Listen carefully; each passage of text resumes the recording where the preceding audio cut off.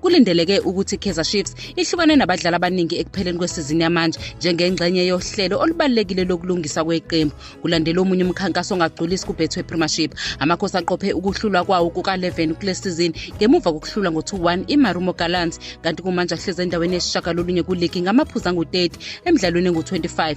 Umqeqeshi uNasruddin Nabi kubika ukuthi akagculisekile neze ngezinga lokudlala kwabadlali abaningi futhi usephakamisa ukuthi bakhululwe uma kuphela isizini. Uselifakile nohlu lwabadlali abazokhishwa kanye nohlu oluhlukile lwabadlali abasha angathanda ukuthi iqembu libalande. Yize bekungakaqinisekiswa amagama abo bonke abadlali abazodedelwa, kodwa kuzwakala ukuthi uRangachivaviro ngeke asale, ungomunye walabo abazokhonjwa indlela. Nangaphezulu kwalokho, uMduduzi Mdantsane noGeorge Mahlo nabo kukholakala ukuthi bazophuma kuleli qembu. Lokhu kukhomba uguquko olubalulekile kuKaizer Chiefs njengoba ibheke ukwakha kabusha futhi ibuyisa umfutho ebholeni lakuleli. Ukukhipha abadlali abangasebenzi kahle kubonakala njengesinyathelo esidingekayo sokwenza indawo yethalente elisha elingaqondana nombono womqeqeshi futhi likhuphula amazinga eqembu. Iphinde ithumela umyalezo ocace bha wokuthi kungazimiseli ngeke kusabekezelelwa, kuqinise isiko lezinga eliphezulu kanye nesifiso sokudlala kahle eqenjini.